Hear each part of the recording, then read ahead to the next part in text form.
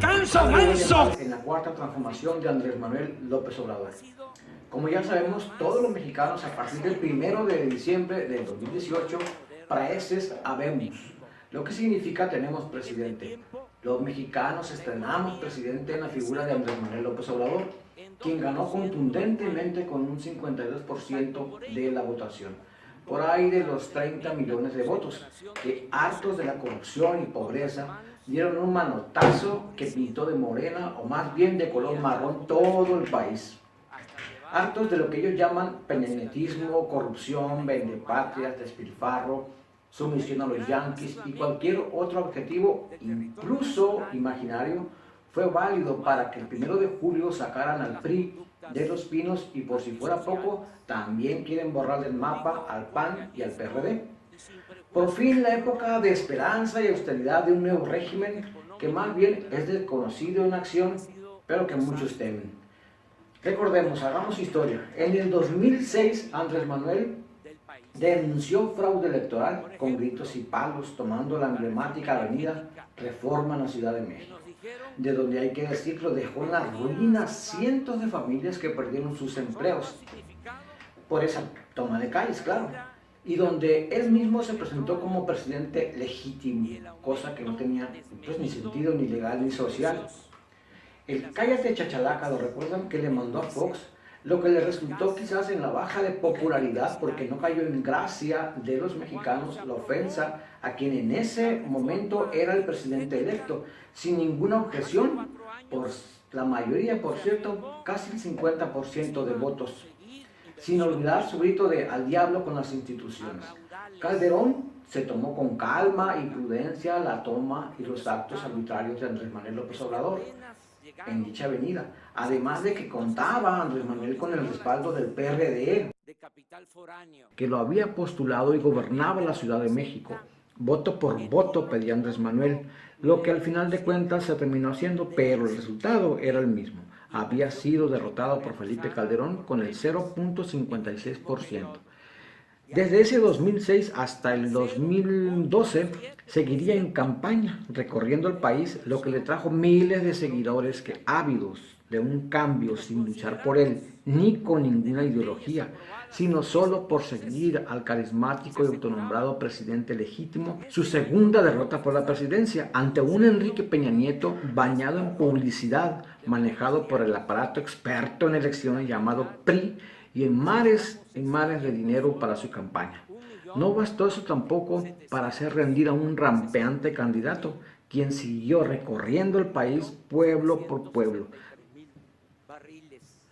En los largos 5 meses de transición, del 1 de julio al 1 de diciembre, se vivieron meses de algarabía, arrebatos políticos de una clase política nueva, en su mayoría novata o neófita en los asuntos políticos y legales, que siguió como en campaña, escupiendo al árbol caído prianista, como le llaman, todos haciendo leña, y donde además del silencio diplomático de Peña, dejando ver un vacío de poder, y donde la voz cantante, los temas nacionales, lo llevaba ya Andrés Manuel, quien por cierto se reunió en un par de ocasiones con el presidente Peña Nieto para asuntos de la transición.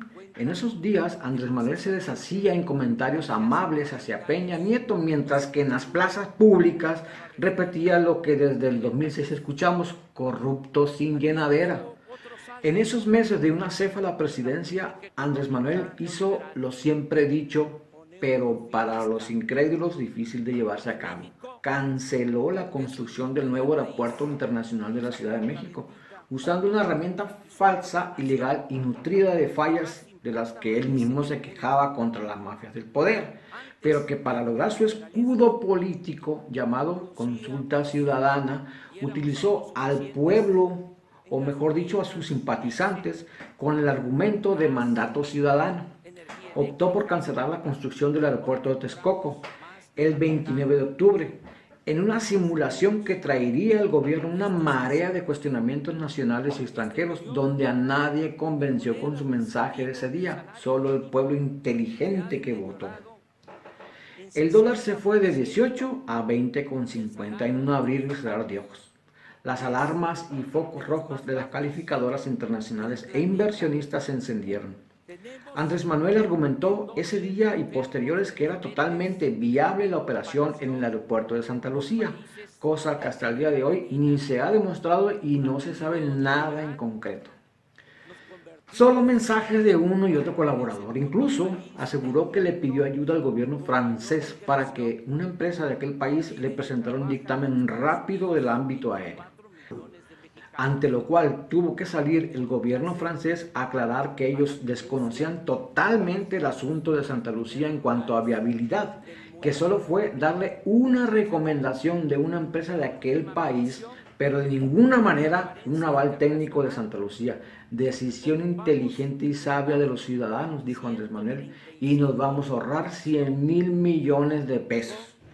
Aseguró que se le dio toda la información técnica al pueblo y este votó por ella. Un día después, el equipo de Andrés Manuel salió a decir que se realizarían estudios técnicos de impacto ambiental. Pues que no estaba todo listo. Fueron 50 minutos de bla bla bla, que güere güere, hablar de asuntos sin fundamento, sin exámenes de ninguna índole, ni por agencias nacionales ni extranjeras. Solo palabras que dejaron un mal sabor de boca a todos. Las reacciones a la cancelación no se hicieron esperar. Peña dijo que la construcción continuaría por ser un compromiso pactado y que requeriría de pagos o tendría efectos fiscales adversos en el TUA por dicha cancelación de la presidencia electa. La bolsa de valores perdió más del 4% y el dólar rompió, como dije, la barrera de los 20 pesos.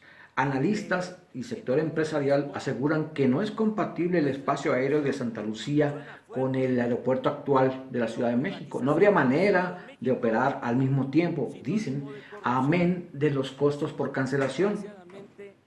Mientras la banca de inversión extranjera publicó que invertir en México es un riesgo. La comunidad política tomó el mensaje como un acto unilateral y visceral, como diciendo, aquí mando yo. En su mensaje de toma de protesta, ya nos vamos al 1 de diciembre, Andrés Manuel López Obrador prometió la construcción de una nueva patria. No es un asunto propagandístico, dijo. Acusó un fracaso del modelo neoliberal en contubernio con una pequeña minoría, con la más inmunda corrupción pública y privada. Casi en 40 años, la tasa de crecimiento, dijo, era del 5% sin inflación y sin deuda pública hasta 1970.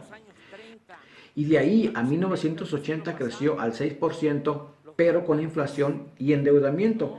Y su política económica desde 1983 a la fecha, la más ineficiente de la historia de México, con un crecimiento de 2% anual y tremenda concentración del ingreso, obligando a la emigración y violencia, una calamidad. Criticó la reforma energética y educativa, aumentos del diésel, del gas, electricidad, poder adquisitivo deteriorado en 60%, enfermedades récord, pero dijo, no buscaré chivos expiatorios, ni públicos ni privados, que porque el país estaría en conflicto y confrontación que nos llevaría tiempo, energía y recursos para llevar a cabo la transformación del país. Ni venganza ni olvido, pero sí perdón, aseguró. Anunció que la corrupción sería delito grave, que no viviría en Los Pinos, que no le gustaba, sino que pues, se conformaba con un palacio y se fue a vivir al Palacio Nacional.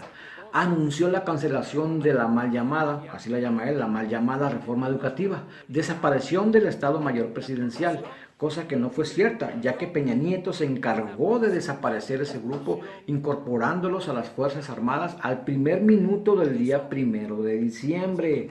No nos hagamos, pero lo usó como un reflector, digamos así. No robaré ni permitiré que roben, dijo. Yo solo respondo por mi hijo menor de edad. Anunció retiro del fuero de inmunidad, que va a vender el avión presidencial, que va a separar el poder económico del poder político, habrá confianza y crecimiento, aseguró que medicinas habrá gratis en 3 años, aumentos al salario según la inflación, lo cual me parece bien.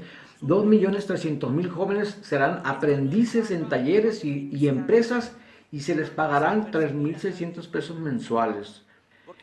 Se acabaron los ninis. 10 millones de becas a estudiantes de todos los niveles, 100 universidades nuevecitas, adultos mayores pensionados al doble, sean jubilados o pensionados. Discapacitados igual tendrán su pensión. Damnificados serán atendidos a la de así. Agricultores, artesanos, pequeños comerciantes, subsidios, precios de garantía, canasta pública para combatir desnutrición. Sin intermediarios electoreros, dijo. Sembrarán árboles en todo el país, empezando por el sur. No alimentos transgénicos, se terminan los privilegios de la alta burocracia. Habrá ley de remuneraciones para que nadie en el gobierno gane más que el presidente y se acaban los gastos médicos para funcionarios. Al ISSSTE y al IMSS ganará 108,000 pesos mensuales, que con eso y la austeridad seremos modelo y potencia económica, me canso ganso. Fue increpado levemente por los panistas con pancartas de bajar la gasolina, la luz, y el clímax llegó cuando el presidente mencionó a su amigo Nicolás Maduro. Mira nomás. Y así empezó la era de la honestidad. Pero en la práctica, honestamente, no todo ha ido viento en popa para el presidente venerado por las masas. ¿Serán las prisas por demostrar que ellos, los morenos, mandan ahora en el poder? ¿La novatada de funcionarios que no tienen ni idea de qué hacer? ¿O será el instinto arraigado de oposición iracunda? Al parecer están utilizando sin necesidad el método de matar moscas con bazooka, lo cual les deja más problemas que soluciones. O tal parece que no hay ni comunicación ni coordinación entre el equipo de la presidencia y los morenos legislando. Primero dan el golpe y luego salen a explicarlo. De por sí la cancelación del nuevo aeropuerto trajo devaluación del peso y caída de la bolsa, nerviosismo en todas las esferas. Ahora los inversionistas extranjeros o tenedores de bonos están exigiendo y presionando al gobierno, ya que la oferta que les presentó Andrés Manuel nada más no les gustó. Y lo tienen acorralado ante la posibilidad de llevarlo a juicio a Nueva York, allá donde el Chapo ya no sería noticia en comparación con las broncas que se le vienen encima al gobierno mexicano, que en cualquier momento, según la decisión de Andrés Manuel y sus consultas, tendría que cancelar la construcción. Y en ese momento, como decía mi abuelo, las peras se van a poner a 20 reales. Y por si este problemón no bastara, Andrés Manuel y sus discípulos legisladores se ponen al tú por tú con la Suprema Corte y sus ministros con el tema de bajarles el sueldo, que si bien Andrés Manuel mintió al decir que ganaban 600,000 pesos mensuales, no se discute que sus ingresos y prestaciones son humillantes ante la población que carece de lo más mínimo. Y en un afán innecesario de sobresalir de legisladores como Monreal y Mario Delgado, secundados por Andrés Manuel, se dedican a azuzar más la ira popular, exponiendo incluso la integridad física de los ministros y sus colaboradores, en donde por cierto, camiones con un centenar de ciudadanos inconformes que llegaron solitos de varios estados del país a postrarse en las puertas de la Suprema Corte, amenazaron y golpearon un vehículo de un empleado de la Corte, gritándole improperios propios de un porro o desquiciadores profesionales. No nos hagamos tarugos. En contrario, Olga Sánchez Cordero, secretaria de Gobernación, se ha manifestado abiertamente en contra de las propuestas del presidente para bajar los sueldos de los ministros de la Corte. En 15 días de gobierno, Andrés Manuel ya puso la primera piedra de lo que será, dice, la séptima refinería en Dos Bocas, Tabasco, y que asegura estará lista en 3 años y bajará la gasolina y el diésel una vez inaugurada, así lo prometió. Pero fiel a su discurso y su estilo de contradicciones, aseveró que la producción petrolera está en picada. Pues, ¿quién entiende? Pues, de golpe y porrazo, la creación de Vicente Fox,